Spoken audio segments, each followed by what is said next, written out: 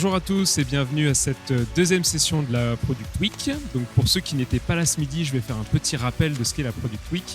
Donc c'est une initiative qu'on a lancée en partenariat entre TIGA et la BPI pour faire parler du product management pendant une série de 9 webinars qui vont avoir lieu tous cette semaine.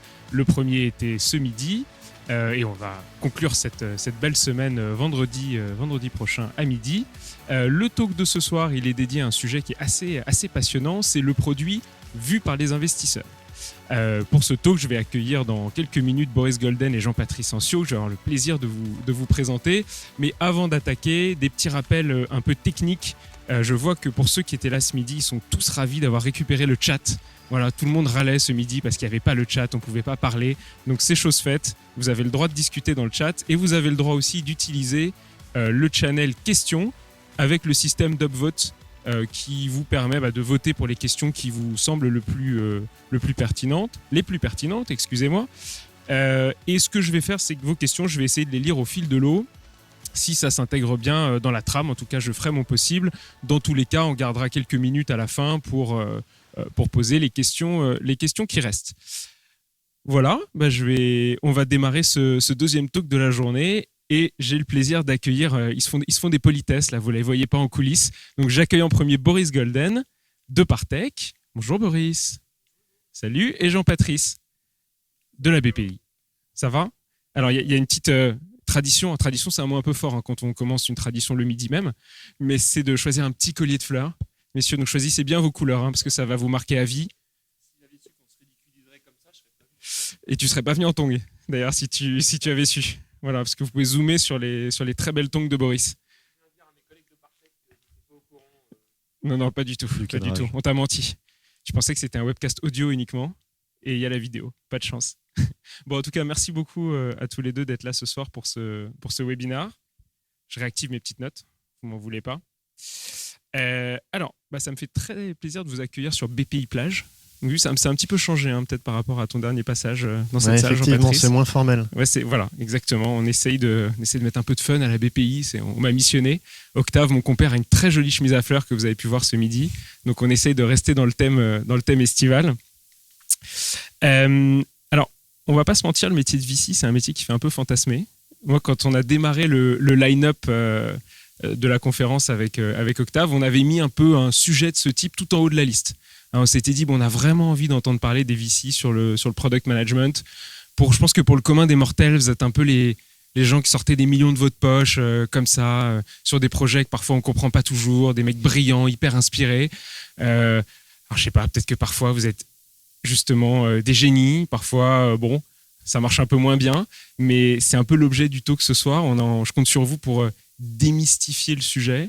Je connais très bien Boris, Jean-Patrice on se connaît depuis moins longtemps, mais des échanges qu'on a eus, je sais qu'il n'y a pas de langue de bois et que vous allez pouvoir nous dire pas mal de choses, pas tous les secrets non plus. Hein. Bon, j'espère, on verra bien sur les questions que je pose, mais en tout cas on avait vraiment envie d'avoir un talk qui parle de ce rapport qu'il y a entre les investisseurs, alors plus particulièrement les VC puisque vous êtes deux VC ce soir, et le monde du produit en général. Bien sûr on va parler beaucoup de start-up. Ça va pas toujours être product management, mais toujours au travers un peu du prisme du produit. Voilà l'objet de ce talk ce soir. Okay. Alors pour vous présenter rapidement, je vais commencer par le régional de l'étape, par Jean-Patrice, puisque tu es investisseur à la BPI. Donc ton parcours, ingé, mais je crois que ça t'a pas hyper inspiré. Vite dispenser des matières techniques. Ok, donc... Très bien, tu as fait ça, et puis après tu t'es dit, je vais aller faire autre chose. Et là tu as rencontré dès ton tout début de carrière des VC. Alors en fait, j'ai fait deux choses qui m'ont nourri jusqu'aujourd'hui. J'ai fait une alternance sur Radio Nova, qui a développé un sens des contre-cultures et une conviction que l'innovation vire des marges. Et après un master, j'ai rencontré Marc et Xavier de Serena Capital, qui m'ont inculqué cette passion-là. J'ai fait un bref passage en VC qui s'est très mal passé, parce qu'à l'époque, le sourcing dans le monde, on était loin de TechCrunch, etc. Et Marc, à l'époque, m'a dit de passer de l'autre côté de la barrière, et que si j'étais fait pour ce métier, j'y reviendrais dans 10 ans avec d'autres choses à raconter et à apporter aux boîtes de ce qui s'est passé. Donc, comme quoi il était visionnaire. Les VC sont donc des visionnaires. Je pense qu'on peut tirer une conclusion absolue de cette histoire. Le talk est fini. Ça y est, c'est fini. Merci. Merci, monsieur. Donc, tu as fait ça, entrepreneuriat. Après, tu fais même un passage sur du conseil, du cost-cutting, enfin des trucs qui t'ont pas hyper enthousiasmé, je crois. Alors, plein d'expériences, du cost-killing en cabinet de conseil. Je monte une boîte, je lève des fonds, je m'embrouille avec un cofondateur, on plante la boîte. Histoire classique. Histoire classique. Je suis sales en agence digitale et ensuite je manage un réseau de business angels avant de rejoindre la BPI en 2015 comme premier investisseur seed dans l'équipe BPI France Digital Venture qui fait du série A, série B, c'est 50 investissements en 9 ans, et de l'amorçage. On est 4 investisseurs et c'est 30 opérations, 30 sociétés dans les 4 dernières années investies par EF3A. Top, très bien. Merci Boris. Merci Boris. Avec effectivement un très beau portefeuille, parce qu'on a eu l'occasion d'en discuter, donc des bien belles boîtes. Boris, bon, nous ça fait longtemps qu'on se connaît, ça fait 16 ans, j'ai regardé, ça ne nous rajeunit pas tout à fait. Donc, on s'est rencontrés pendant nos études.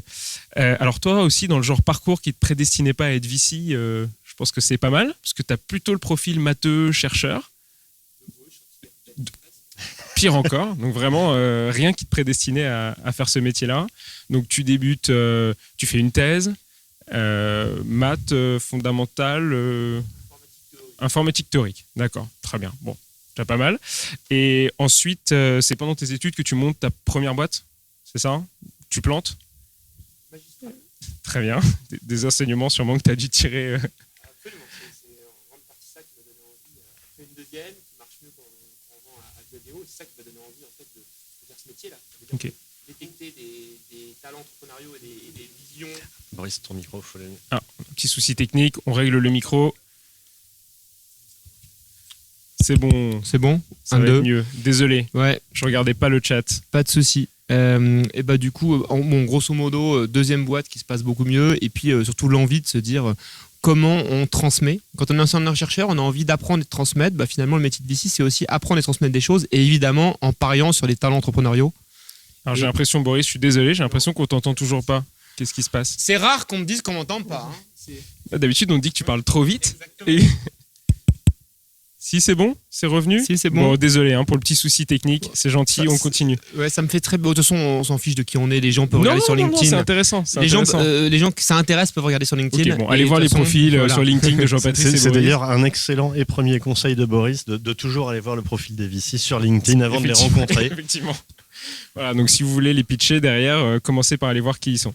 Et bon, tu fais du produit chez Viadeo pendant quelques années, grâce à la Pilk, qui était la start-up que tu avais montée à l'époque, rachetée par Viadeo. Et c'est là où tu as vraiment un titre officiel, directeur produit, et que tu es dans cet écosystème à fond.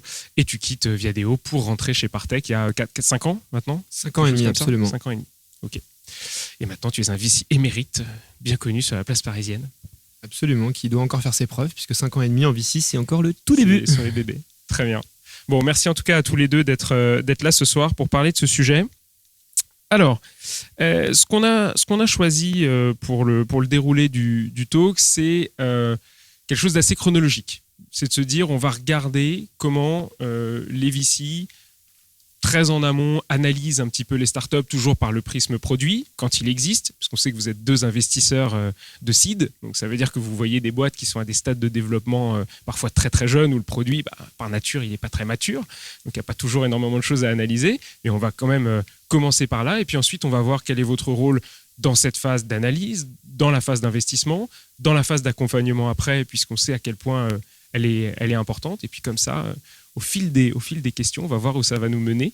On va analyser essayer de bien comprendre votre rôle, si ça vous va. Parfait. Ok. Bon, la toute première question que j'ai envie de vous poser, c'est qu'est-ce que vous regardez chez une boîte quand elle vient vous pitcher, ou en tout cas qu'elle vous approche, parce que parfois elles n'ont pas toute l'occasion de vous pitcher, quand elle vous approche pour solliciter un potentiel investissement. Alors une première précision, tu disais VC seed, la précision est d'importance parce que le seed c'est l'amorçage et après tu as le série A, série B. Et il y a un moment pivot entre l'amorçage et le série A, série B, c'est le product market fit. Donc c'est la rencontre du produit et de son marché.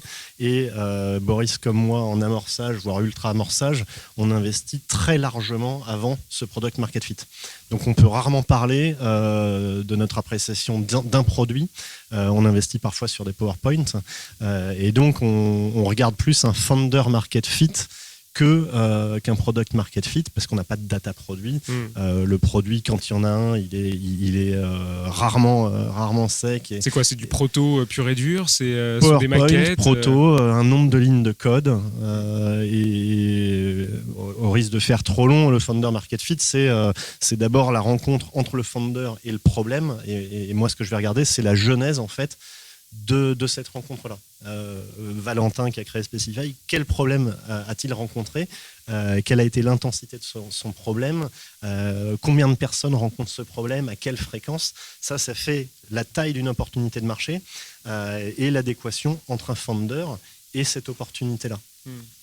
Et pour compléter ça, si on nomme la dimension produit, la finesse d'analyse et d'appréciation que le fondateur ou la fondatrice ou les fondateurs ont de ce problème, de cette dimension, de ce marché, leur capacité dans le futur à s'en imprégner encore plus, et ensuite à articuler une solution évidemment à ce problème. Donc là on est sur une dimension, on va dire, conceptuelle du produit. Il ne s'agit pas d'avoir matérialisé un produit, d'avoir construit, de la capacité à le construire, il s'agit conceptuellement d'être capable de penser l'espace des problèmes et l'espace des solutions, et de se dire c'est la bonne équipe fondatrice pour opérer avec tout ce que ça veut dire dans ce domaine-là. Et donc ça, c'est un premier élément qui peut se juger sur des slides d'une conversation, enfin, qui peut s'apprécier en première intention sur des slides d'une conversation, indépendamment de tout produit qui s'est matérialisé. Il y a des signaux faibles quand même qui vous font dire avec l'expérience, parce que maintenant vous avez tous les deux à votre actif pas mal d'investissements, et puis en plus vous avez été entrepreneur. Donc est-ce qu'il y a des signaux faibles qui vous permettent de dire bon là on sent qu'il y a un truc? Je comprends très bien le founder market fit, pré-product market fit. Mais s'il y a d'autres choses quand même. Alors, il n'y a que des signaux faibles à ce stade. Par définition, c'est vrai. Il n'y a que des signaux faibles qui vont servir à construire une conviction ou au contraire à fermer très vite. On investit dans, je ne sais pas quel est le pourcentage, mais on investit dans un nombre infime de sociétés chaque année par rapport au nombre de sociétés qu'on rencontre. Et donc, tous les signaux faibles susceptibles de nous permettre de casser une conviction, on va s'en servir. Ça peut être une inculture par rapport à son marché, par rapport aux players de son marché, la concurrence, etc. Ne pas savoir qu'une solution existe déjà à ce problème, mal apprécier la théorie de tout ça et adresser un problème qui, somme toute, n'est pas si intense que ça. Ça peut être des réflexes, ne pas connaître les outils de son marché. Quand on bosse sur le produit, il y a des outils pour mesurer la data produit, par exemple, amplitude, on parlait d'amplitude, Mixpanel, ce genre de choses. Exactement. Et donc, on va développer des petits réflexes. On est expert de tout, expert de rien en même temps. Hein. Donc, si on prend les applications mobile consumer, notre premier réflexe, en tout cas le mien, ça va être d'aller sur l'App Store et de regarder le rythme de release. Est-ce que j'ai une release tous les 4 mois, etc. Et puis, en rendez-vous, d'échanger avec le fondateur, trouver ces signaux faibles positifs ou négatifs. Et en positif, du coup, pour moi, c'est vraiment l'amour d'un problème et avoir rencontré ce problème avec une intensité et avoir envie de le tacler et la culture de son sujet. Donc les players, le marché, le terrain de jeu dans lequel on s'inscrit et l'envie. Toi, tu as aussi tes Secret Recipe de ton côté. Tout à fait d'accord avec tout ce que tu viens de dire, Jean-Patrice. Et je rajouterais sur la dimension humaine le fait de s'être entouré ou de montrer qu'on est sur le point de s'entourer des talents qu'il faut. Et d'être réaliste là-dessus aussi. Ça veut dire qu'on remarque que les équipes fondatrices les plus exceptionnelles, elles arrivent assez rapidement à faire graviter autour d'elles des gens assez exceptionnels et qui sont probablement plus seniors, plus démontrés qu'elles. Ça peut être aussi bête que j'ai un outil pour les UX designers, j'ai déjà un certain nombre de UX designers de très belles boîtes qui en parlent, avec qui je parle, qui sont dans un Product Advisory Board. Whatever. J'ai été capable d'aller les identifier, les chercher, les onboarder. Déjà, c'est un signal intéressant. Ça prouve 2 choses, que mon sujet les intéresse et que je suis capable d'aller onboarder ces personnes. Donc, j'ai prouvé 2 choses quand je fais ça. Ça peut être évidemment les gens qu'on va recruter, les gens qu'on a recrutés, etc. Et ça, c'est hyper important. Et ça, c'est la dimension plus humaine, mais humaine en lien avec le projet. C'est aussi d'être réaliste sur ces manques, de se dire, oui, je sais qu'avec cette levée, il va falloir que je recrute tel et tel genre de profil. D'ailleurs, j'ai déjà 2-3 personnes avec qui je suis en discussion. Et tous ces éléments sont super importants parce qu'on parle des fondateurs, fondatrices, mais il y a aussi évidemment l'équipe qui va mener le bateau. Et ce dont on se rend compte, c'est que en plus du product market fit qui se construit avec un founder market fit et une articulation du problème de la solution, la capacité à s'entourer des bonnes personnes, c'est le moteur. Parce que c'est l'équipe qui construit, l'équipe, non pas seulement fondatrice, mais l'équipe de la startup. Et ça, il y a des signaux faibles, voire parfois un peu forts, mais en tout cas une collection de signaux faibles humains qui sont hyper importants. Et il y a ça, et il y a aussi le fait que nous, proactivement, on puisse, notre propre réseau, le mobiliser pour se dire, nous, on est spécialiste d'aucun domaine, donc on va avoir des intuitions, avoir des petits signaux faibles, mais le signal le plus fort de ces faibles-là, c'est aussi le fait que dans la communauté d'un certain type de produit, les gens se disent, ah ouais, mais ce qu'ils font, le problème qu'ils adressent, la solution qu'ils pensent à apporter, si elle est peut-être même pas là encore, est quelque chose d'extrêmement intéressant. Ça, vous allez chercher un peu des avis dans votre réseau. C'est-à-dire vous voyez un pitch passer, vous voyez un deck passer, et vous vous dites, bon, j'appelle mon pote un tel ou ma copine un tel qui va pouvoir me rencarder sur le marché, l'écosystème. Ça, vous le faites tout le temps, quoi. Complètement, effectivement. De deux choses l'une, soit on a le network et on va appeler un CPO chez Stuart ou chez Bankin, etc. Soit on va aller créer ce network et aller recruter, entre guillemets, un directeur chez Intercom pour coacher nos boîtes. Et on va aussi pousser nos dirigeants à ça. C'est-à-dire que si vous voulez grimper l'Everest, si vous voulez faire le marathon en moins de X temps, il y a un entraînement qui va avec, il y a des méthodos.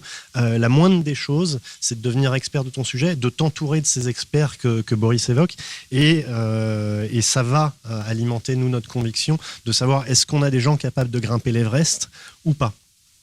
Et est-ce qu'ils ont envie? Est-ce qu'ils vont être capables d'aller convaincre un ou deux CPO ou CTO de les mentorer, etc. Parce que si on veut créer un catégorie leader 5 ans, 10 ans après avoir monté son produit, écrire une histoire incroyable, cette histoire incroyable, elle se fait pas seule, elle se fait en recrutant des rockstars, en s'entourant de rockstars, etc.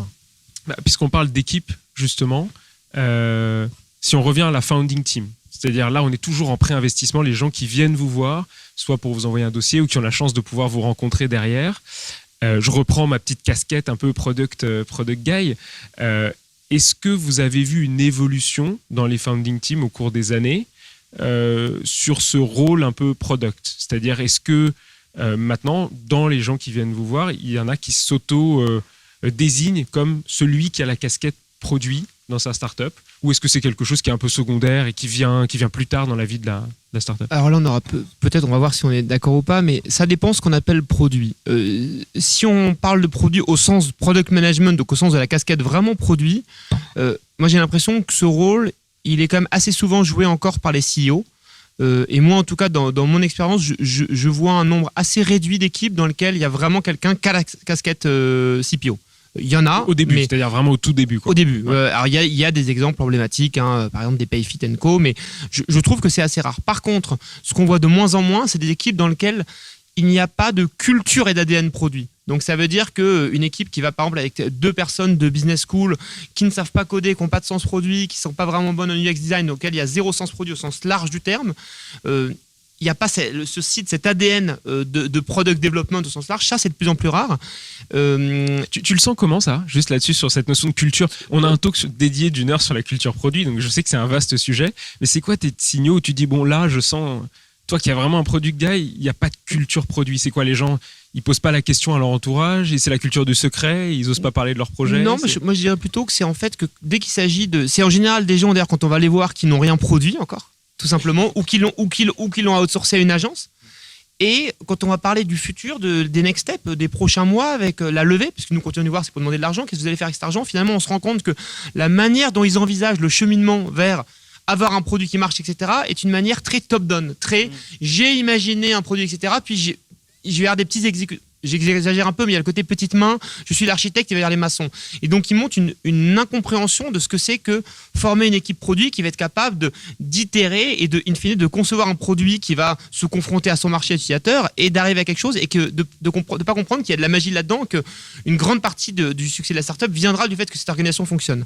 Donc, quand tu vois un dossier comme ça, tu fais no go direct ou tu te dis bon, je vais leur expliquer parce que je pense que le sujet est prometteur? Ouais, alors, c'est peut-être une généralité, c'est dur de répondre. Mais... c'est une bonne question. À la base, j'ai essayé d'être indulgent en me disant je pense qu'il faut pas avoir d'idées trop préconçues sur les choses et il faut pas être trop discriminant. Et en fait, maintenant, c'est un no-go direct, peut-être à tort, mais en tout cas culturellement, en fait, ce qui m'intéresse le plus, c'est pas le manque de skills, c'est que culturellement, en général, le shift à faire est beaucoup trop profond. C'est ça en fait, et la culture de l'ADN de la founding team, ça en général, ça veut dire qu'il va avoir du mal à comprendre l'importance, il va avoir du mal à recruter des gens vraiment bien, à leur donner toute la place qu'ils méritent, etc. Et donc moi j'ai tendance à être, Jean-Patrick, je pense à mon avis aussi, à être intransigeant là-dessus, sur la dimension culturelle plus que skills.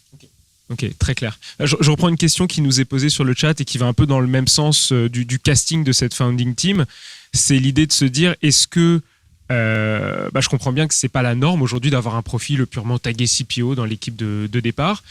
Mais est-ce que si demain il y a une équipe qui arrive comme ça avec quelqu'un qui est un ancien CPO par exemple, qui devient fondateur d'une boîte, vous voyez ça comme un avantage ou vous dites franchement un CEO qui a une sensibilité produit, à notre stade c'est pas ce qui compte, on s'en fout qu'il y ait un CPO expérimenté, c'est pas ça qui va faire la diff quoi. Je suis entièrement d'accord avec tout ce que vient de dire Boris et pour répondre à la question du coup. Aujourd'hui, on voit beaucoup moins d'équipes qui n'intègrent pas la dimension tech ou produit dès le départ. Il n'y a pas tout le temps un CPO. Quand il y en a un au stade du seed, moi je suis ravi. Après, ce qui va nous intéresser, c'est la bonne répartition des rôles parce que on a quand même besoin d'un patron, un CEO qui peut être le CPO, mais qui doit incarner du coup quelque chose de plus que la vision produit. On attend d'autres choses du CEO. Et donc, on a c'est intéressant parce que ça, là, je sens que c'est le sujet intéresse beaucoup. Il y a les anciens CPO qui deviennent aussi CEO, qui eux réagissent en disant bah oui, est-ce que c'est un avantage pour devenir CEO d'avoir été un ancien CPO? J'étais le CEO du produit, hein, donc je peux être le CEO d'une startup. Non, mais c'est intéressant, c'est exact, parce que c'est ce qu'on a l'habitude de dire, vrai ou pas vrai d'ailleurs. Mais peu importe qui incarne le rôle, à nouveau, moi j'ai pas le parcours, le background de Boris, je suis pas un ancien PM, pour autant c'est quelque chose que j'adore, et des boîtes comme Strapi, comme Livestorm, comme Numworks, à chaque fois il y a cette sensibilité produit qui est incarnée par un des cofondateurs ou par le CEO. Et donc c'est clé. C'est clé. Après, que le CPO soit CEO ou pas, c'est pas le sujet, c'est pas un jeu de chaise musicale, quoi. C'est que la fonction soit incarnée, indépendamment de... Mais dans le sens dans lequel tu l'as dit, important, la sensibilité produit est incarnée par l'un des fondateurs. C'est pas de se dire le CPO et le CEO. C'est presque plutôt dans l'autre sens, parce que les qualités intrinsèques qui font une bonne product person sont qu'une petite partie de ce qui fait un bon CEO, que ce soit en termes de scope, de skills, etc. Donc, penser que parce qu'on est un excellent product guy, quel que soit le titre, etc., fera de nous mécaniquement un bon CEO, je pense que c'est une erreur sur pas mal de dimensions. Bon, donc je pense que ça répond un petit peu à la question de Stéphane sur le chat. La réponse est non. J'ai pas l'impression qu'il signe direct un chèque en blanc s'il y a un CPO, ancien CPO en tout cas, dans la founding team et qui devient CEO. Je garde quelques questions pour après, Romain, sur le rôle du CPO dans la vie de la startup, puisque après on va parler de l'évolution des stades de la startup, et on a également une question assez récurrente sur la diversité dans les founding teams. C'est un sujet qu'on a abordé ce midi beaucoup, d'ailleurs, la diversité dans le product, qui est un vaste, et dans la tech en général d'ailleurs, qui est un vaste sujet sur lequel on ne va pas revenir ce soir, mais on demande sur la place des femmes en tant que fondatrices et dans ces founding teams. Est-ce que vous voyez une évolution dans le financement des startups fondées par des femmes? Est-ce qu'il y en a plus? Est-ce qu'il y en a moins? Est-ce que c'est toujours aussi difficile? Peut-être on prend 3 minutes pour répondre à ça et après on repart sur notre trame. Je pense que c'est un sujet important. En 3 minutes, c'est un sujet très important. Plus il y en aura, mieux ce sera. Pour revenir en arrière, notre métier, c'est de financer des entrepreneurs, avec un E ou sans E, qui veulent créer des histoires les plus folles possibles dans des marchés les plus gigantesques possibles. Qu'on ait une femme ou un homme, en tout cas je pense pour Boris comme moi, en face de nous, qui arrive habité par une mission, qui dit j'ai rencontré tel problème, il y a une opportunité gigantesque et j'ai la solution, ou en tout cas je pense savoir par quel angle attaquer ce problème, entre guillemets, nous, on sera ravis de soutenir n'importe quel entrepreneur. Et donc, c'est un vrai sujet. C'est un sujet sur lequel il faut travailler. C'est un sujet qui est aussi la responsabilité des VC. Et ce qu'on peut voir, pour le coup, dans les 10 dernières années, c'est une explosion du nombre de femmes dans le métier. Nous, notre équipe chez Digital Venture, elle est majoritairement aux 2/3 féminine. Donc, le sujet, c'est plutôt un sujet de deal flow. Il y a effectivement moins de femmes entrepreneurs. Et donc, c'est aussi des des défis à tacler très très tôt. Notamment au niveau de l'éducation. Moi, quand je suis passé en école d'ingé, il y avait pas du tout. On était très loin de la parité homme-femme en école d'ingé. Et sur les profils on en est techniques, toujours, à mon avis, très loin. Sur les profils techniques, c'est un vrai enjeu. Ouais, je pense que tu as deux problématiques. Tu as la problématique d'effet de stock et de flux, ça veut dire de se dire très en amont dans les formations, très en avant, les mentalités très en amont, ça fait que tu te retrouves avec moins de femmes qui potentiellement sont naturellement en position de devenir des fondatrices. Et après tu as quand même un autre biais systémique qui a été bien recensé, c'est le biais notamment, pas seulement des VC eux-mêmes, qui alors il y a ceux qui vont se dire non mais je pense plus ou moins explicitement qu'une femme est moins capable, mais ça je pense qu'ils sont extrêmement rares, à mon avis c'est des générations qui sont plus trop sur le marché, mais tu as le beaucoup plus pernicieux dans la façon dont on fait un métier dans lequel évaluer l'humain, en fait on fait des paris, surtout quand c'est des jeunes founding teams, on fait des paris qui sont assez facilement on peut pas scientifiquement l'exprimer. On se dit, est-ce que cette équipe-là, dans quelques années, pourrait être à la tête d'une boîte exceptionnelle? Parce qu'on cherche des boîtes assez extraordinaires, on cherche des boîtes qui, en levant quelques dizaines de millions d'euros, vont faire des licornes. Donc autant dire que c'est des objets hors normes. Donc on doit à un moment se poser la question de se dire, est-ce que cette équipe-là peut faire cet objet hors norme complètement fou? Et donc là-dessus, il y a beaucoup de sensibilité, il y a beaucoup d'intuition.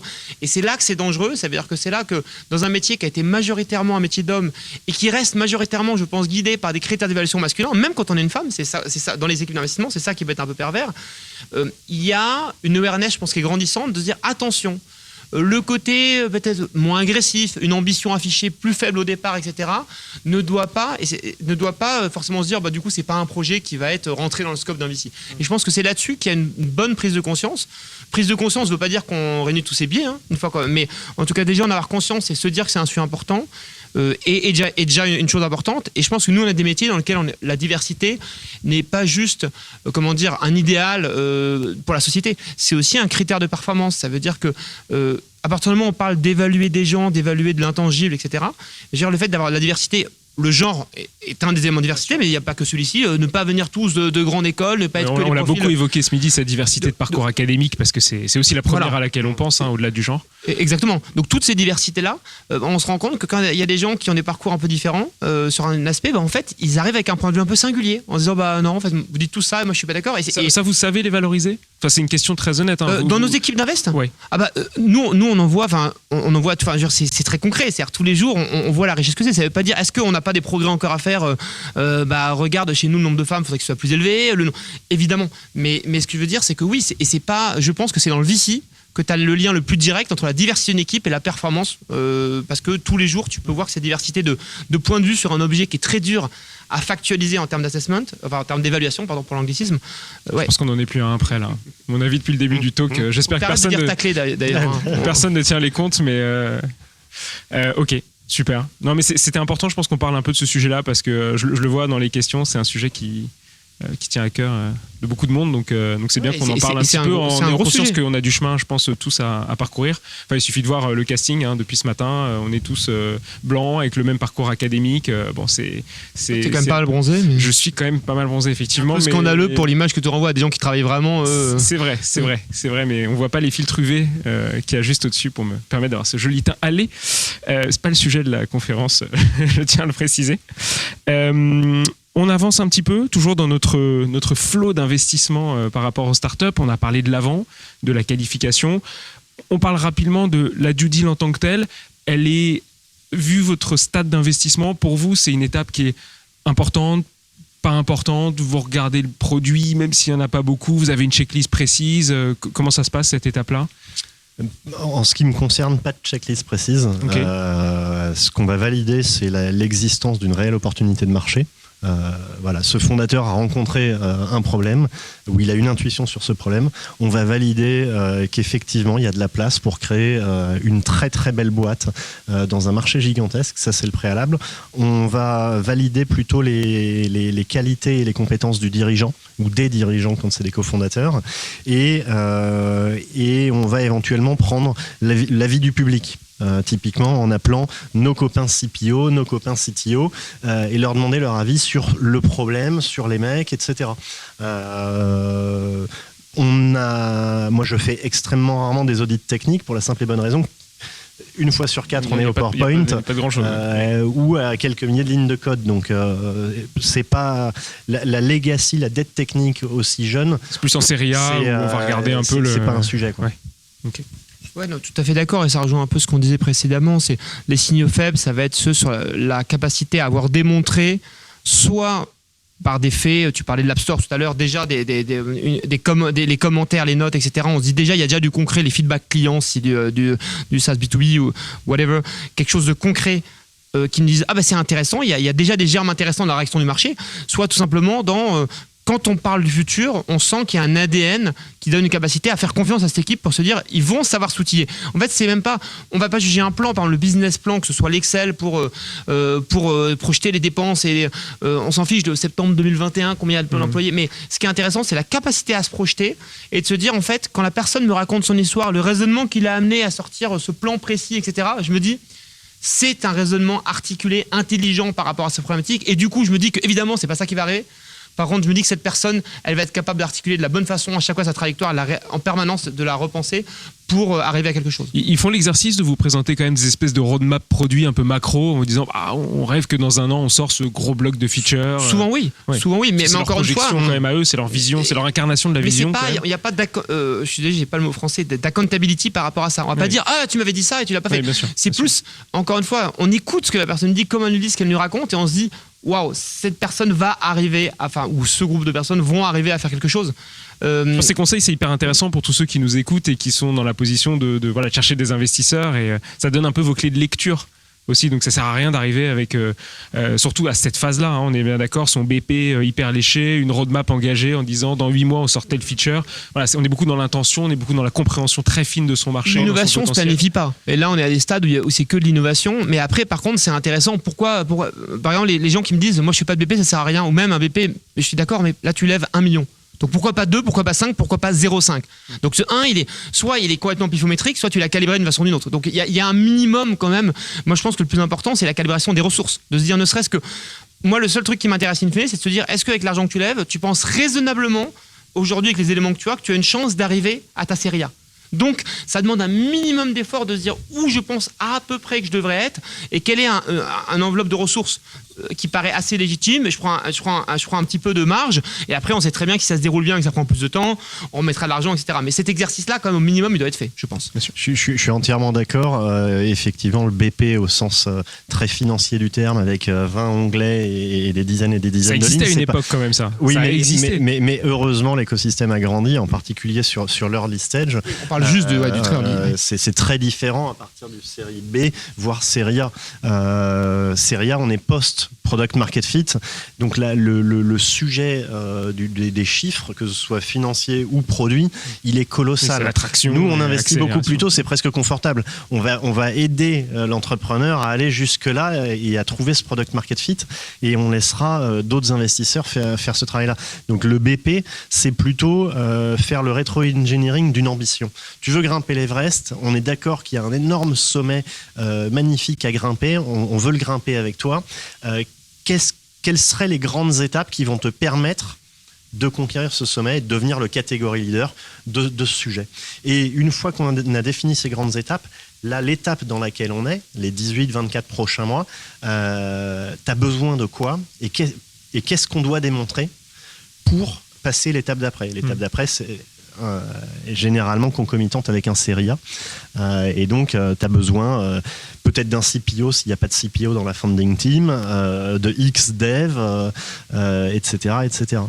Et j'aimerais juste rebondir sur une notion, là tu parles de l'Everest, c'est aussi se mettre d'accord sur qu'est-ce qu'un Everest. Ça veut dire que souvent je trouve que ce qui est intéressant dans les projections à quelques années, encore une fois on ne sait même pas où on est dans 3 mois ou dans 6 mois, c'est de se dire ah d'accord, donc en fait toi ton plan c'est 2025, tu vas faire 5 millions de chiffres d'affaires et faire 1 million d'EBIT. C'est super, mais c'est pas du tout le genre d'objet que nous on cherche. Il n'y a pas de jugement de valeur. C'est la question que j'allais te poser. C'est est-ce que vous, il faut forcément l'Everest au moins dans l'intention, quoi. Dans l'intention, oui. Le mec arrive avec le Mont Blanc, vous lui dites c'est sympa, mais c'est pas pour nous. Exactement. Et ça peut être une différence culturelle. La personne va dire oui, bien sûr, mais moi je n'osais pas. Il y a aussi des gens qui naturellement vont être extrêmement conservateurs et vont se dire non, mais moi en fait ce que j'écris, j'ai souvent cette discussion avec des entrepreneurs peut-être un peu la quarantaine. Ils me disent non, mais moi ce que j'écris, je le délivre. J'ai toujours fait ça dans ma carrière. Tu dis non, mais en fait.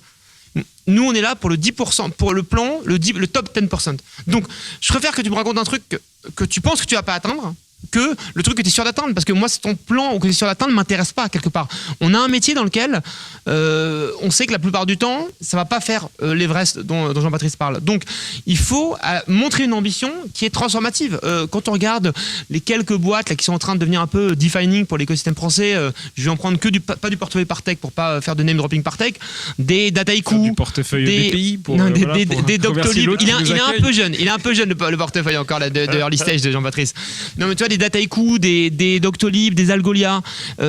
Ça, c'est des boîtes. Enfin voilà, la vélocité en fait, quand on pense, même dans une moindre mesure, de moindre mesure, dans une plus grande mesure, plutôt Datadog. Enfin, c'est des boîtes qui en moins de 10 ans ont accompli des choses assez incroyables. Donc nous, quand même, ce qu'il faut comprendre, c'est qu'on cherche ce genre de boîte. Notre métier, on l'a bien fait si on a financé ce genre de boîte. Pas la très très belle boîte qui va faire une magnifique boîte digitale qui même, en quelques années, va faire 10-20 millions d'euros de chiffre d'affaires. Elle se finance sous cette belle boîte alors?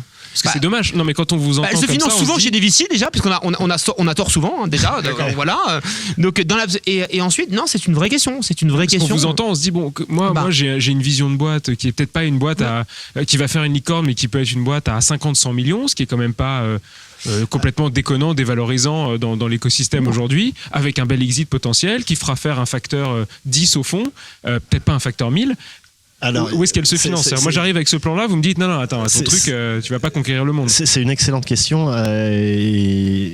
Pour rappel, le terme de licorne, il a été inventé, il n'existe pas depuis toujours sur la partie start-up, il a été inventé vers 2013, et à l'époque, on en comptait une quinzaine dans le monde, et c'était des boîtes qui avaient déjà scalé, qui avaient conquis leur marché, qui étaient cash positifs, qui étaient incroyables. Aujourd'hui, il y a une épidémie de licorne, et les VC ont tous voulu...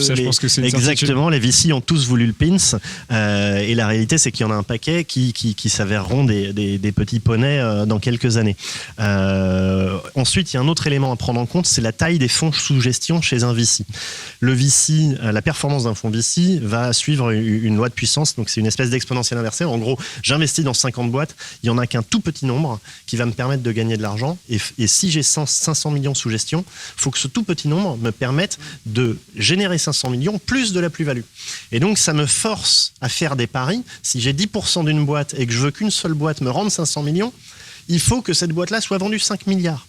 Et donc, plus j'ai d'argent sous gestion, plus je suis obligé, quelque part, de faire des paris monstrueux en termes d'ambition.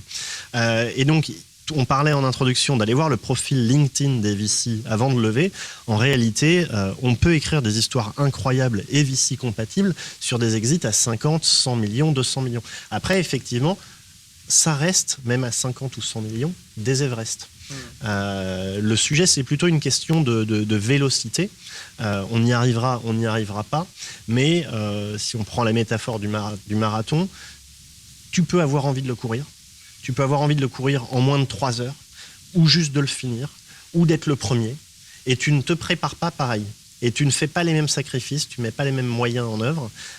Nous, on cherche des gens qui veulent finir premier du marathon ou qui veulent grimper cet Everest en premier. C'est hyper intéressant dans le modèle parce que ça met aussi un peu en avant le... Bon, il peut y avoir un petit côté un peu vicieux aussi de... Je me souviens, tu t'en parlais il y a quelques années dans un talk que tu avais fait où tu parlais de tous les rôles du VC, où on ne voyait, nous, que la partie émergée de l'iceberg, qui était la partie investissement. Mais toute la partie d'aller chercher soi-même ses LPs, donc ces investisseurs, pour les gens qui nous écoutent, voilà, parce que les fonds, généralement, alors il y a des cas un peu différents quand on est Partech, quand on est à la BPI, mais les fonds viennent de quelque part, hein, ils ne viennent pas toujours de la poche des partenaires du fonds, sinon ça ferait des plus petits fonds. Donc il y a d'autres investisseurs, voilà, beaucoup plus petits, donc il y a d'autres investisseurs qui viennent confier leur argent au fonds et qui va être réinvesti pour des perspectives de rentabilité. Et ça met quand même une certaine contrainte sur les dossiers que vous sélectionnez. Ouais, donc, je pense que c'est intéressant de le garder en tête. J'aimerais rebondir sur toi, ce que tu disais, bah voilà, si je peux faire une boîte, allez, disons à 50 millions et que je te garantis un x10 à la limite. Mais en fait, aujourd'hui, ce qui est dur dans le modèle qu'on a, c'est par exemple nous, le fonds de Partech, qui fait le fonds de seed actuel, il fait 100 millions de dollars. Ok. Donc si j'ai pu investir 500 000 disons dollars, peu importe pour parler en dollars, 500 000 dollars dans la startup et refaire x10, c'est superbe, ça fait 5 millions de dollars. Donc il me reste plus que 95 millions à générer pour juste avoir rendu le fonds. Ça veut dire que là, et encore, j'en passe les frais de gestion, etc., le fait qu'on va se payer des salaires, des locaux, etc. Donc en fait, j'ai fait 20 fois ça, j'ai rendu le fonds. Et pour faire un bon fonds, il faudrait que je fasse encore au moins une fois ça, plutôt 2 fois. Et Et si je faisais 3 fois de plus encore, ce serait pas mal. Donc ça le problème. Et même des boîtes dans lesquelles on va mettre 2 millions, 3 millions et faire x10, c'est superbe. Même dans l'écosystème français, il n'y en a pas beaucoup. Et bah, t'as fait 25%. Ouais, je comprends bien. Donc tu le fais 4 bien. fois, tu as rendu le fonds. Donc il faut le faire 12 fois pour commencer à faire un fonds qui a vraiment un beau Je fonds. crois qu'on comprend bien tous la logique économique qui est derrière. Je pense qu'il y a culturellement, c'est encore quelque chose que peu de gens réalisent. Ça veut dire que c'est. Et le problème, c'est que à côté de ça, on va faire 10 boîtes comme ça, et puis vous allez avoir un collègue qui a 10% d'une boîte qui finit à 2 milliards en bourse. Ça fait 200 millions. Et ben à côté, votre magnifique 20 millions, qui est déjà une des très belles opérations, et ben il en faut 10 pour arriver à faire ça. Et le problème, c'est qu'en fait, il suffit dans un portefeuille qui est une boîte, qui soit une boîte exceptionnelle où on est rentré tôt, et en fait, ça écrase tout le reste. Et ça qui est terrible, même entrepreneurialement, ça veut dire que même pour un VC qui, souvent, on a quand même de l'affect pour les boîtes sur ce qu'on accompagne tôt, c'est une partie de notre histoire à nous aussi, même si on l'écrit pas, on les aide à l'écrire. Ça va nous faire une transition parfaite sur la on l'avait travaillé, voilà. Exactement. Voilà. Transitionne. Voilà, je transitionne parce qu'il nous reste un quart d'heure et je pense qu'on est un peu rentré par ma faute dans mes questions, une discussion un peu de spécialiste, enfin que je ne suis pas mais que vous êtes. Et on va revenir un peu sur notre focus produit, notamment post-investissement. Tu t'es fait engueuler sur le chat là, je me suis fait un peu engueuler sur le chat. Ouais. Tu le sens ? Tu sens que je suis un peu. Voilà. Je me suis fait un peu engueuler. Je sens que le nombre de participants qui exactement, ça drop et ils disent mais on s'en fout de ce talk de financier là. Je les comprends. Pas de gros mots. Pardon. On s'en moque. Non mais c'est très intéressant quand même. On revient un peu à nos moutons. Le gros mot était sur financier. Pardon. On revient sur le rôle que vous jouez après l'investissement. Parfait. Voilà. Non, mais ça faisait une vraie transition. Hein. Tu l'as évoqué, c'était pas une blague. On a vu quand même une grosse évolution chez les VC ces derniers temps, où il y avait de plus en plus de services. Voilà, on est de plus en plus dans la logique de l'accompagnement des boîtes du portefeuille. Limite parfois ça se confond avec un startup studio, c'est pas le même modèle, on est bien d'accord, mais on peut voir des convergences entre les modèles. Donc la question que je vais vous poser, elle est double. C'est d'abord, j'aimerais comprendre votre rôle à titre personnel auprès des boîtes, et plus globalement peut-être la philosophie de vos fonds vis-à-vis de votre portefeuille. Je sais pas qui veut commencer, Jean-Patrice, peut-être tu avais le... Écoute, c'est simple. Moi quand j'investis dans une société avec le F3A, BPI France Investissement devient invité ou censeur ou observeur ou membre du board de la boîte. Et ce board, c'est un rendez-vous qui a lieu tous les 2 mois, tous les 3 mois. C'est un rendez-vous, ça c'est la fréquence minimum. Ça se double d'une multitude d'échanges de café, de coups de téléphone pour être présent avec le dirigeant et l'aider à grimper cet Everest. Et ça commence très souvent juste après la levée de fonds, juste après le partner meeting ou l'investissement en tant que tel, par une phase de « Ok, on reprend 2 secondes de la hauteur. Si on veut grimper ça, très précisément, est-ce qu'on est sûr d'être bien équipé ? D'aller dans la bonne direction, et donc on refait ce qu'on appelle une phase de découverte marché, découverte utilisateur, et on demande aux dirigeants de prendre quelques semaines juste après l'investissement pour reprendre cette hauteur-là, replonger et pas avancer bêtement sur une roadmap, parce que ce serait dommage de tirer à côté du problème. Si on jargonne un peu, c'est ce qu'on va appeler le product discovery, Exactement. la user research, enfin on va couvrir tous ces termes qui sont chers à l'écosystème product justement. Exactement. Et d'ailleurs il y a des questions sur ce sujet, à quel point vous êtes sensible à ces éléments. Bah là tu le dis. Si avant l'investissement et après coup, au contraire, tu forces ta boîte à prendre une respiration pour leur dire allez, c'est bon, maintenant vous avez sécurisé votre seed, reprenez une respiration. Et... Moi, j'ai fait passer un investissement sur telle thèse. L'intuition, le space, on est bon, on est tous d'accord. Maintenant, est-ce qu'on a le bon angle ? Et c'est pas grave si le one-liner du comité d'investissement a changé 3 mois plus tard et qu'on n'est plus une solution de facilitation de la gestion des API, mais le premier headless open source CMS par exemple. Puis ça, t'as évidemment aucune boîte en tête. Hein. Je sens que c'est complètement random. Exactement. Donc c'est un préalable et c'est indispensable. Et c'est le début. Et après, c'est des discussions, des heures et des heures de discussion. Justement, à quelle fréquence tu as les founding teams de tes participations là à titre perso pour le coup, tu les as au téléphone toutes les semaines, par mail tu les croises, comment ça marche ? C'est un suivi à tiroir. Moi je suis un outil dans la boîte à outils des dirigeants. Je suis pas sur leur dos et encore certains diront le contraire. L'idée c'est que quand on est dans un moment clé et que le dirigeant a besoin de nous, on est disponible et on peut être là tous les jours de la semaine, à toutes les heures, les week-ends. Et il y a d'autres moments où le contact va être plus distant et on va se parler tous les 2 mois et c'est très bien comme ça parce qu'on n'a pas besoin de nous et le dirigeant, il a autre chose à faire. Il est en train d'écrire une histoire incroyable et il a un agenda à gérer, quoi. Boris, de ton côté? Ouais, c'est un sujet qui est vaste, qui pourrait mériter une conf à lui tout seul, mais je vais essayer d'être bref. Moi, c'est ce sujet-là qui m'a fait rentrer dans la peau du VC. C'est à la base, investir, je ne savais pas si ça me plairait, il se trouve que ça me plaît beaucoup, mais moi, je me suis dit, je veux être coach, mentor d'entrepreneur, parce que je l'avais été en parallèle de mon aventure à Viadeo, et ça me plaisait beaucoup. Je m'étais dit, ouais, c'est super, j'ai l'impression d'apporter beaucoup et d'apporter plus à la société que quand j'étais entrepreneur moi-même d'ailleurs. Et si tu veux, je pense que c'est une obligation de moyens, pas de résultats. Parce que maintenant, avec la maturité que j'ai, qui est plus grande qu'il y a 5 ans et demi quand j'ai commencé, je ne peux pas donner d'obligation de résultats. Je ne suis pas sûr que je pourrais aider chaque entrepreneur, chaque équipe. Par contre, je suis sûr que je vais essayer de faire mon maximum pour le faire. Et j'ai remarqué que le facteur clé de succès, moi, dans les boîtes, pour que je les aide bien, c'était d'avoir la bonne relation, la bonne nature de relation. Ça veut dire de se dire, je représente un fonds d'investissement, on a écrit un chèque.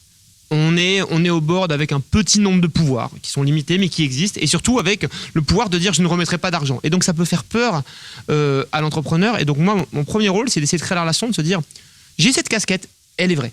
Et je veux dire, et ça restera ma casquette principale dans ces moments-là puisque je représente un fonds et les gens qui ont investi dedans. Mais essayons de construire une relation qui va bien au-delà de cette casquette et que la plupart du temps, la relation qu'on est, c'est une relation on appelle ça comme on veut, coach, mentor, ça peut faire très top-down, d'un alter ego en dehors de la boîte, mais qui a quand même beaucoup d'intimité avec la boîte, avec qui tu vas pouvoir discuter d'un grand nombre de sujets. Et discuter, ça peut être recommande-moi quelqu'un, ça peut être qu'est-ce que tu as vu comme bonne pratique dans les autres boîtes, c'est-à-dire toi qui me suis depuis 2 ans, voilà le problème, qu'est-ce que tu en penses, ça peut être j'ai besoin de te parler de quelque chose. Et donc, au moment où on réussit à créer cette relation-là, ça fait que, de facto, tu vas devenir une personne que la personne va vouloir solliciter souvent. Pourquoi ? Parce que beaucoup des dirigeants sont seuls face à un certain nombre de situations et vont avoir besoin d'un accompagnement quelle que soit sa forme. Et ça va être sur tous les sujets. Pour moi, des généralistes. Ça veut dire que je ne vais pas chercher à juste accompagner en produit.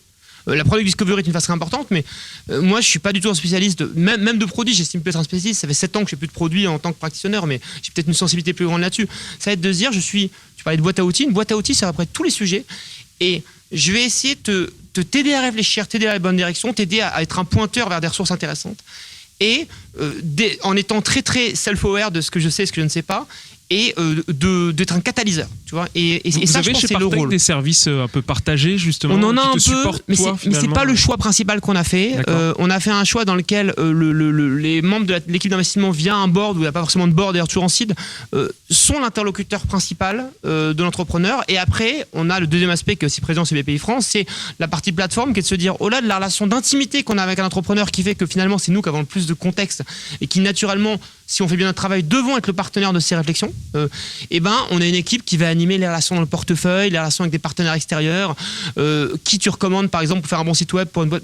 Voilà, ces 3-là ont bossé avec des boîtes de portefeuille, informations à laquelle moi je n'ai pas accès forcément.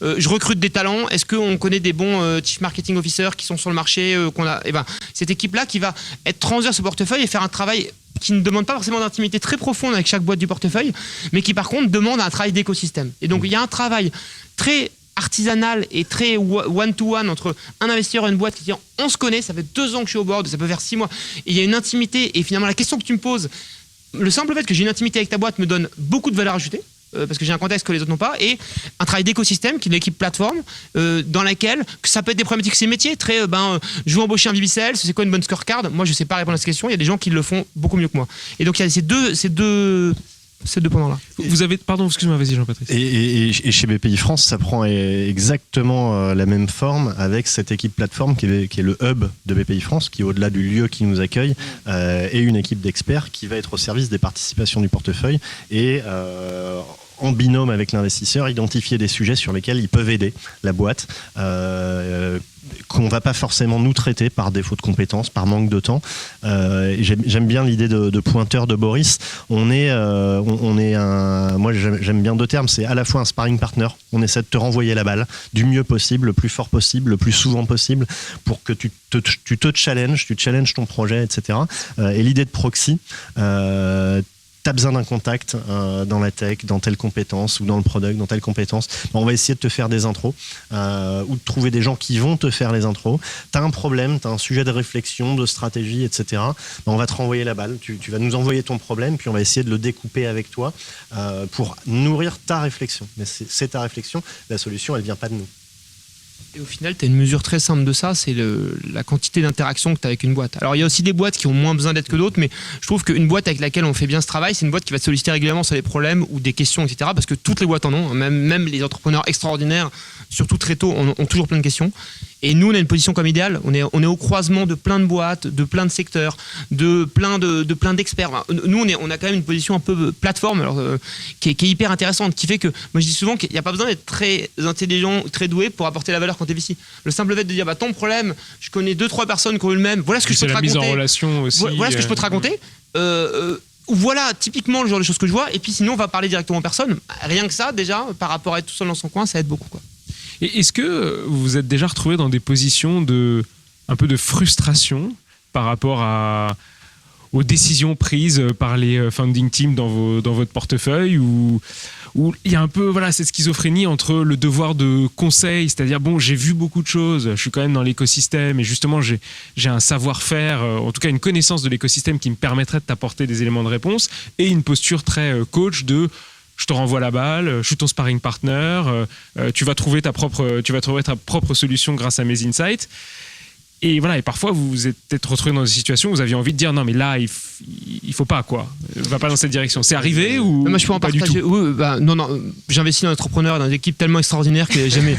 Voilà, Jean-Patrick, je t'en prie si tu vas dire. Non, plus sérieusement, oui, bien sûr, et avec des torts, avec des situations assez différentes.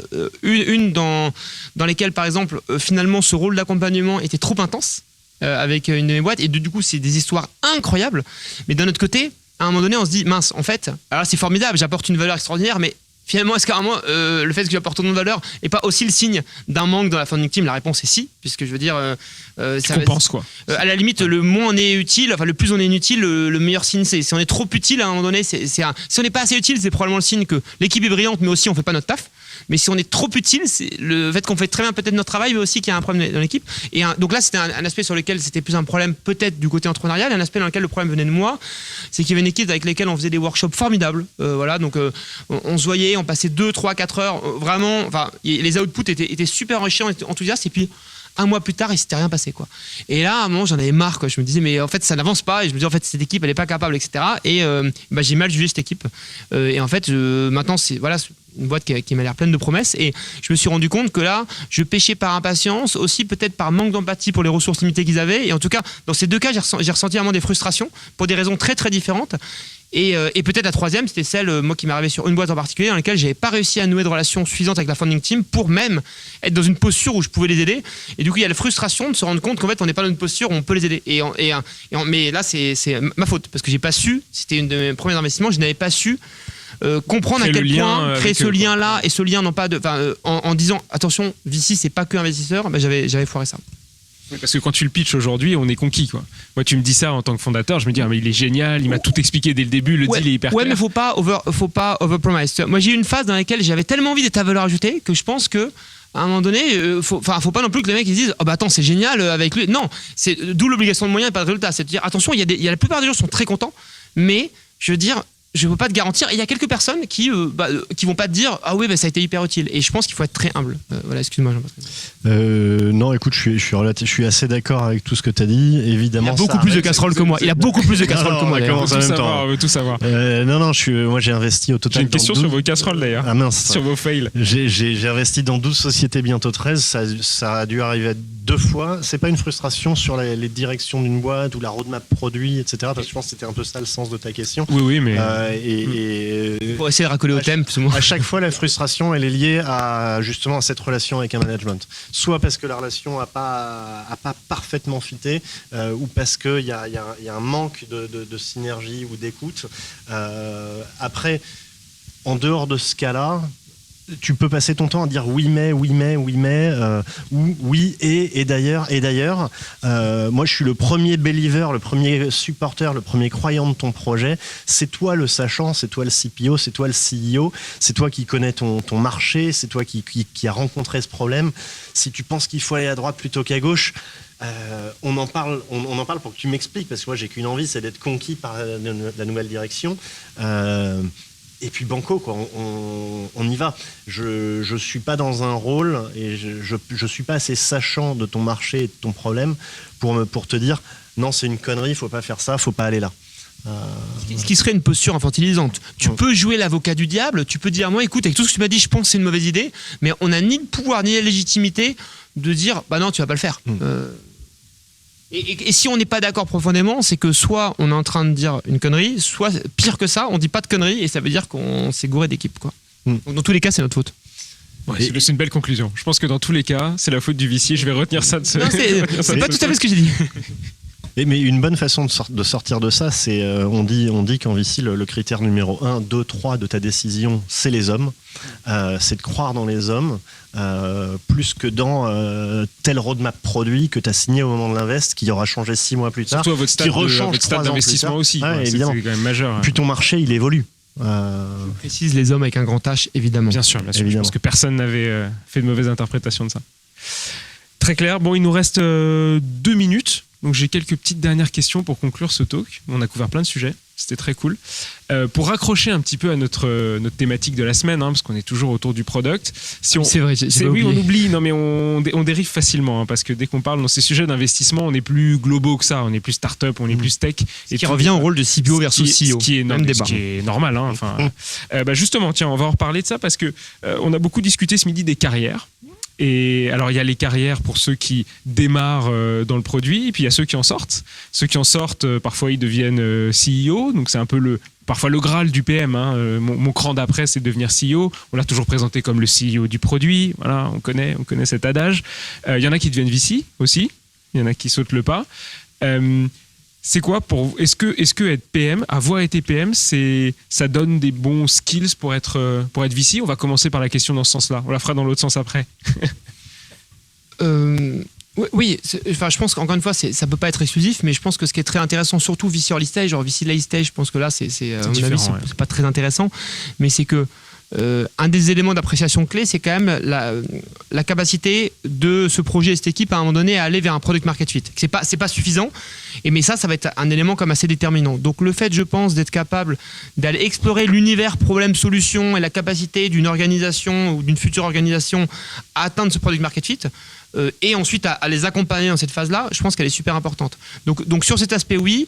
Après, je pense que s'il n'y a que ça, il faut pas passer à côté des dimensions construction d'une équipe multidisciplinaire, de la dimension business au sens large du terme, l'organisation d'une structure marketing et commerciale pour avoir un moteur de croissance. Et donc je pense que c'est facile, je pense que c'est un aspect essentiel, mais que c'est facile, si on reste juste sur sa dimension produit, de rater un grand nombre de dimensions. Je me souviens au départ, quand j'ai commencé, j'étais trop orienté produit. Est-ce que j'allais te demander, c'est quoi ce que tu as appris le plus finalement toi dans ton passage de ce que j'ai appris le plus, c'est l'équipe. C'est l'équipe et l'équipe, parce que tout le monde te le dit, mais en fait à un moment donné, tu comprends qu'en fait l'équipe, tu comprends à quel point c'est déterminant encore plus que ce qu'on t'avait dit, et à quel point en fait ce que ça veut dire en pratique. Ça veut dire en pratique, c'est que tu as le projet parfait, tout est au vert, et tu te dis l'équipe, je les trouve bien mais pas très bien, et tout est au vert, à la limite t'as déjà mis de l'attraction, etc. Tu dis non, et ça en fait la théorie elle est facile, la pratique, plein de gens, moi le premier, on fait des erreurs, donc voilà, donc ça. Et ensuite la dimension business, de comprendre qu'un produit, c'est effectivement soit un produit, une proposition de valeur, j'ai envie de dire plus, et c'est un socle hyper important, mais que finalement le go to market, devine quoi, en fait c'est aussi super important, et puis le customer success dans un grand nombre de business, en fait toutes les dimensions, en fait tu reviens en fait que le product, c'est une des 10 dimensions qui est très très prégnante au début, mais t'investis pas dans la startup pour le début, t'investis dans la startup parce qu'elle est dans 10 ans. Donc le risque, c'est de voir par le petit bout de la lorgnette. Donc je pense que c'est un petit bout de la lorgnette qui est un des plus importants au début, peut-être ex aequo avec l'équipe, mais peut-être un peu après quand même, mais très vite ça devient qu'un petit bout de la lorgnette, et donc il faut faire attention à pas s'enfermer dans cette dimension-là. Je pense que c'est le principal risque d'être product VC. Ok, ça marche. Et toi, Jean-Patrice, un peu dans les parcours de carrière, sortir du VC pour repartir dans le produit? Alors moi, j'aime pas les parcours de carrière. J'aime bien les gens qui zigzaguent. Sans le prédéterminer. Non, je suis d'accord avec Boris. Pour moi, venir du produit, que ce soit quand tu montes ta boîte après ou que tu deviens VC, c'est une richesse. Mais c'est une richesse. Ça fait pas tout. Bien sûr. Et c'est toujours dangereux d'être un ayatollah de quelque chose parce que notre métier, comme le métier du dirigeant, il a beaucoup plus de facettes que ça. Et à la rigueur, t'es CEO, ancien PM, ton objectif en tant que CEO, ton expérience de PM, elle doit nourrir la roadmap pendant 6-12 mois, mais à la rigueur, plus vite tu te libères du sujet produit, plus tu auras réussi le pari. Parce que tu auras été recruté une rockstar du produit, quelqu'un de meilleur que toi, parce qu'il y a toujours meilleur que soi. Et si tu veux grimper un truc monstrueux et écrire une histoire monstrueuse, ton objectif, c'est pas d'être le PM de la boîte pendant 10 ans. On va conclure là-dessus. Voilà, vous retenez. Donc, si vous montez une boîte, il faut vous virer de votre propre job le plus rapidement possible pour toujours faire monter des gens plus compétents à la place, dont le CPO, quand même un rôle important dans le succès des boîtes. CPO qui est souvent, en général, un product manager au départ. Oui, évidemment. Bon, messieurs, merci beaucoup. Merci Hugo, merci à tous. Merci Hugo, merci à tous les participants, merci à l'équipe technique. Voilà, exactement, qui ont participé. Merci au Hub. À bientôt.